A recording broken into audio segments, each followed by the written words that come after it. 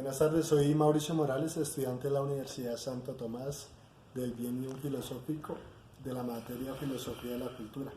En esta tarde estamos con Padre Mario, él es formador de los Padres Somascos de la etapa del posnoviciado. Padre Mario Ronchetti, buenas tardes, ¿cómo está? Me alegra que me hacen algunas preguntas. La palabra formador es demasiado. El único formador es el Espíritu Santo. Sin embargo, aquí estamos. Padre Mario, en la tarde de hoy le va a hacer 3 preguntas con respecto a la cultura del silencio. Me gustaría saber para usted qué es la cultura. La cultura,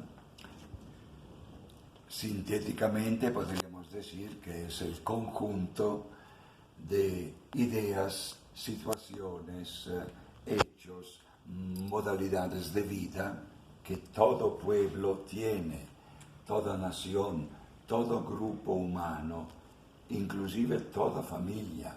No hay 2 familias iguales. Cada cual trae una tradición, una manera de vivir, de pensar y de juzgar. Por cultura entendemos entonces todo este complejo para definir qué es la vida, qué hay que hacer en la vida, cómo hay que actuar. Hay muchas culturas. Hoy en día, por ejemplo, aquí en América Latina hablamos también de una cultura indígena. Hay grupos de indígenas que vienen de una historia y traen consigo sus valores. En campo católico, la evangelización tiene que ver con el respeto de la cultura de cada pueblo. No se puede invadir, destruir, como tal vez se hizo algún tiempo en la historia. Hay que respetar. De hecho, el Evangelio no destruye ninguna cultura, sino que ayuda a descubrir los valores positivos de cada cultura. ¿Usted piensa que la violencia ha fragmentado la cultura aquí en Colombia o mejor, la ha fundamentado de una manera más especial?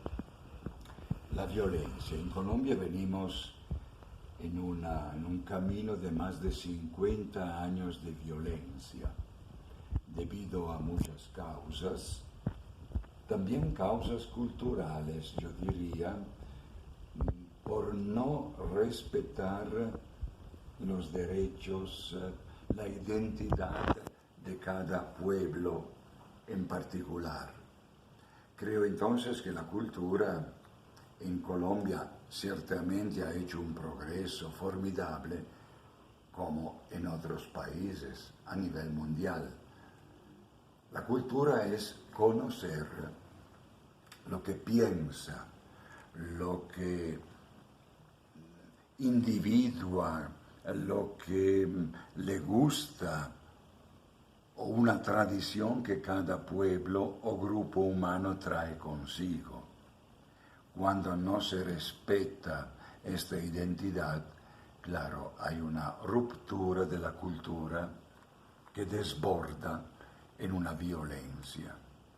Y hay una violencia cultural peor de la violencia física, de los grupos armados que tuvimos experiencia en estos años. Padre, ¿para usted qué es el silencio? El silencio, aquí tengo que utilizar entonces, el silencio no es la nada, no es el vacío, la ausencia de algo, no, el silencio hace parte de la comunicación. Siempre estamos comunicando. El silencio es una manera de comunicar. Hay un silencio interesante, rico, profundo, precisamente porque en sí contiene una expresión, una manera de comunicar. me viene a la mente. Hablamos entre católicos, conocemos el Evangelio. Es interesante cuando Pilato, ¿no?, en la condena que se está haciendo a Jesús, hace una serie de preguntas al Señor y el Señor permanece en silencio. No es un vacío de respuestas, es un silencio cargado de muchas palabras para los que quieran entender. Entonces, el silencio es una forma de comunicación. Siempre estamos comunicando, es el famoso lenguaje no verbal. En una comunicación utilizamos siempre dos niveles. El primer nivel son las palabras. El segundo nivel, que ocupa el 90% de una interrelación, es el lenguaje no verbal. El tono de la voz, la modalidad de interrelación, los silencios que hablan. Un cuentico, me gustan los cuenticos. Había una pareja que llevaba unos años de vida matrimonial, pero comenzó así a encontrar problemas esta pareja en su interrelación, hasta el punto que pensaban separarse. El esposo, preocupado, fue a donde un sabio, un gran sabio, preguntándole: ¿qué tengo que hacer en esta situación donde estamos al punto de separarnos? El sabio le contestó: bien, usted va a su casa, por un mes escuche lo que su esposa le dice atentamente, después vuelve aquí. El esposo se fue a su casa, escuchó a lo largo de un mes lo que le decía atentamente. Su esposa volvió a donde el sabio. Bien, ¿y qué tal? Sí, yo he escuchado atentamente a lo largo de un mes lo que usted me dio como tarea. Bien, le dijo el sabio, ahora usted vuelve a su casa y por un mes trate de escuchar atentamente lo que la esposa no le dice. Escuchar el silencio de la esposa. ¿Por qué? Porque el silencio en una interrelación siempre es cargado de muchas palabras, si uno quiere entender. Por lo tanto, hay un silencio positivo y un silencio negativo. El silencio positivo es cuando yo trato de escuchar al otro. Vivimos en una sociedad donde el silencio prácticamente viene puesto a un lado. Se nos llena de ideas, somos bombardeados por imágenes, comunicaciones, noticias, y este silencio viene puesto a un lado. No logramos hacer silencio con nosotros. Y esto es grave, porque, utilizando el ejemplo de la casa, podríamos decir, cada uno de nosotros es como una casa. Pero la sociedad actual nos empuja a vivir afuera de casa nuestra. No tenemos un tiempo para estar con nosotros en la soledad, para percibirme, saber quién soy, qué tengo que hacer, qué sentido tiene la vida. La sociedad me empuja siempre afuera. Pasa un día y por la noche, cuando vuelvo en mí mismo, ya no tengo el tiempo para percibirme. Es porque no hay un silencio mío conmigo mismo. Y esto es un problema grave hoy en día, debido a los medios de comunicación que constantemente nos bombardean. Hay un silencio negativo, es cuando ponemos a un lado algo que nos molesta, ponemos a un lado la verdad. Hagamos algún ejemplo. A nivel de iglesia, desde hace mucho tiempo hemos puesto a un lado, hemos hecho silencio sobre, por ejemplo, el grave problema de la pedofilia, de los abusos de los menores. La iglesia, a nivel general, ha tapado, silenciado estas voces de tanta gente vulnerada en esta situación. Menos mal que últimamente, a través por medio de nuestros pontífices, lo último, Papa Francisco, se quiso y se quiere quitar este silencio negativo sobre una realidad que ofende a la persona humana y ofende sobre todo al Evangelio, a las personas que deberían anunciar y evangelizar. Sí. Y en esa orden de ideas, entonces, ¿qué sería la cultura del silencio, padre? La cultura del silencio. Como estábamos diciendo, hay una cultura del silencio positiva y negativa. La cultura del silencio positiva es cuando se valora la realidad de las personas, de los grupos humanos, cuando se le da cabida, cuando se escucha, porque generalmente puede pasar que en una intercomunicación no el otro está hablando, está presentándose, está diciendo quién es, sus problemas, y nosotros no lo escuchamos. Ya tenemos la respuesta preparada, prácticamente escuchamos a nosotros mismos y no la problemática que presenta la otra persona. Esta cultura la estamos viviendo hoy en día.